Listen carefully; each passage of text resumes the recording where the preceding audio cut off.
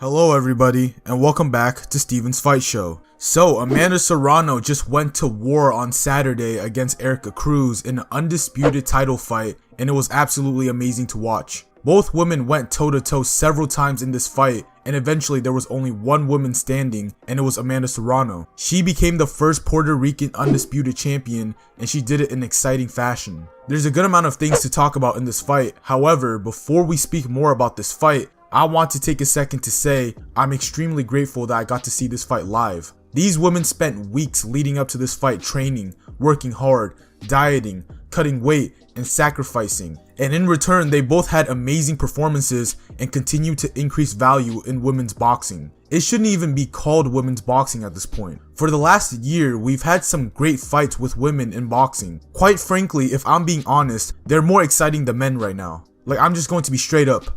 We've got several undisputed and super fights this year from women in boxing, and how many of those have we had from men? Yes, I know that being a diehard fan of this sport, it's hard to admit that your sport is down bad because you love it. However, it's time to be real. We gotta keep it a buck. That's the only way our sport will improve. We can't sit here with naivety and act like our sport is doing just fine when it really isn't. And you know, this is actually part of the reason why we don't get the fights that we want, is due to the fact that we act like there's nothing wrong with our sport.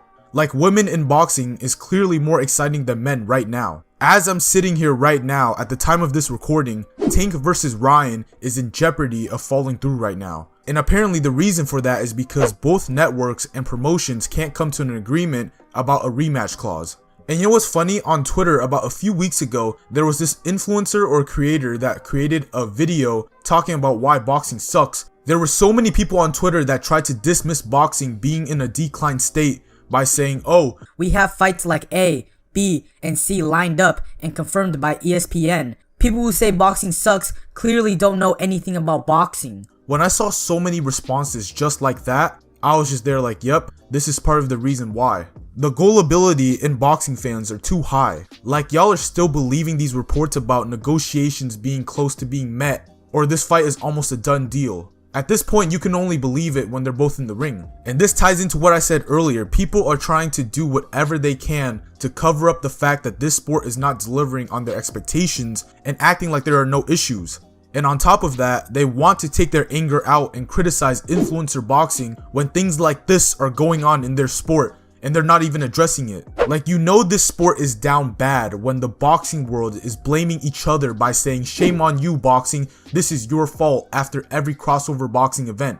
After Misfits 004, there were so many boxing analysts, purists, and fighters on Twitter saying, this is all your fault boxing, this is why boxing is being taken over because the best don't fight the best. Well, yeah, duh, that sounds like a problem with you, not influencer boxing. I can go on and on and on about this, but that's a story for a whole different video or a blog. Matter of fact, I'm going to make a blog on the Tank vs Ryan situation, so stay tuned for that. But going back to this fight, Amanda Serrano won this fight by unanimous decision, and she did it through the fundamentals, precision, and body work. Now, in this fight, skill for skill, I personally don't believe that it was even close. Amanda Serrano, she's a technician in this game. The way she delivers her punches with such speed and power is amazing. When she sits down on her combinations where she's landing power punches to the head and the body, it's truly a scary sight to see as an opponent. You can tell that it's very hard to get Amanda Serrano's pressure off of you when she starts to get going. Not many can do it except for one person in certain moments of this fight, and it's the woman that holds the belt that Amanda wants,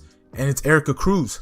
Like I said again, skill-wise, Amanda was a lot better. If we compare technique, speed, power, footwork, upper body movement, and ring generalship, Amanda beats her in every category. However, Erika understood that and decided to do what she does best, and that is to be a true Mexican fighter. We all love a Mexican fighter that doesn't give a damn and is willing to throw down at any moment during the fight. And that's who Erika Cruz was, because she was letting her hands go. She didn't care what was going to happen. All she knows is that she was going to throw down and she was going to live with the results. And bro, somebody needs to count the number of punches that she threw in this fight, because it was honestly insane. Like, bro, real talk, how does she keep the same pace from round 1 all the way to like round 8, or pretty much the entire fight?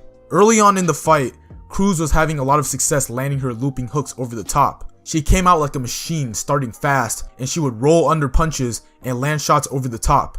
And she was actually getting the better of some exchanges and even managed to force Amanda to reset to her back foot many times in that fight. Although there wasn't a lot of technique or power behind those shots, they were still scoring for her. And another thing I want to point out is that it's a shame that the commentators gave zero credit to Erika Cruz during the fight. Like, I'm not lying when I say this, it could be as simple as, oh, Erika Cruz would land a couple shots and the whole commentator booth would just be, and then Amanda lands and all of a sudden, wow, oh my god, look at that straight left from Amanda Serrano. And then Cruz would land a shot over the top and again it would just be, Amanda lands a body shot. Ooh, hard body shot from Amanda Serrano. I swear, bro, boxing commentators nowadays are biased like crazy. It seems like whoever is expected to win is the one that's going to be given the flowers before the final bell. But anyways, back to the fight. In the middle of the fight, it took a little while for Amanda to adjust to Cruz's style, but ultimately she got it done. Cruz was still about the activity with her punches, and early on in the fight, I felt like Amanda wasn't as sharp. It looked like she was trying to trade with Cruz and the shots weren't landing as accurately as they normally do. Obviously, it's hard to look good against somebody like Cruz, but I felt like she could have gotten her timing and the shot selection down a little bit better. I thought more uppercuts and body shots would have served her well to slow down Cruz's pace. However, the adjustment she made was going back to the basics of boxing, and shout out to her corner because they were the ones calling for this. Since Cruz threw a lot of looping shots, we all know straight shots, they beat hooks, because the trajectory of a straight punch is faster than a hook. And that's exactly what Amanda did, just straight 1-2s down the pipe, and they were catching Cruz over and over again. And Amanda knows Cruz is not going to adjust because she's not even in a state where she's thinking about boxing. She's just looking to scrap, that's it. So if Cruz is getting hit with the 1-2 over and over again, she's not going to care. She'll just walk right through it and try to land a couple of her own. And towards the end of the fight, Cruz was slowing down a little bit, but she was still landing some punches. That's the crazy part. At any moment during the fight where it looked like she was done, in actuality, she still had more in the tank. And the punches that she was landing were the same old looping punches, nothing new honestly. If I'm being honest, I think she maybe only landed 2 straight shots in this fight, and they might have been jabs. But nevertheless, she gave it one last push in the final round, but Amanda was a lot fresher than her. And Amanda, she was landing straight shots, but when Cruz would duck her head, that's when she would land hooks. So the bell rings and everybody in the arena gives the women a standing ovation and they were covered in blood. That's how you know you just went through a fight. They had a head clash mid-fight and unfortunately for Cruz, she got the worst of it, but it didn't matter because she's a fighter. She was really trying to push the towel away when her corner was trying to cover up the cut. And apparently I think she told her corner to shut up as well. Like bro, she didn't care at all, bro. Overall, congrats to Amanda Serrano for making history with a good performance.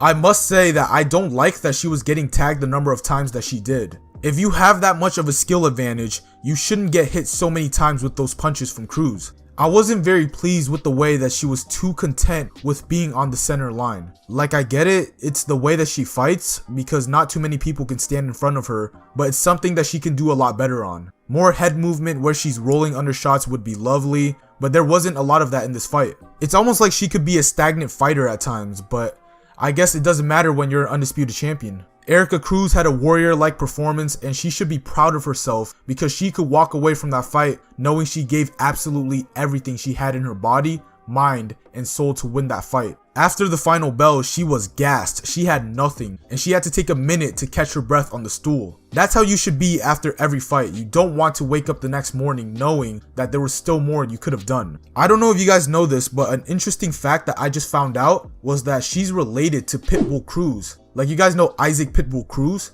Like apparently they're related. And to be honest, it's not hard to understand. They both have the same spirit in their fighting style and it's dope to see them put it on their opponents. So now this sets up the super fight rematch between Amanda Serrano and Katie Taylor, and my god am I excited for that fight. The first one was a close decision and it was a banger at Madison Square Garden. This time Amanda will head into enemy territory in Dublin, Ireland to face Katie Taylor in her weight class again, and I think everybody is on board with this decision. I just wish this fight would be booked for Croke Park because I guarantee people are going to turn up and sell out that stadium in Ireland after seeing the first fight. And yeah, all in all, I'm just excited to see it again. The first one was so good, so they had to do it twice. And when you look at this scene right now, there's exciting times ahead for women in boxing right now. You even have Alicia Baumgardner and Michaela Mayer potentially running it back for undisputed gold this time. Clarissa Shields and Savannah Marshall could be another one. And Sky Nicholson is also there as well. That's all I'm saying, bro. I'm just saying that women are getting it done better than some other species in this sport. Again, I'm just saying, maybe they'll get it done soon so we don't have to continuously call out boxing for the same problem that's lasted for years now.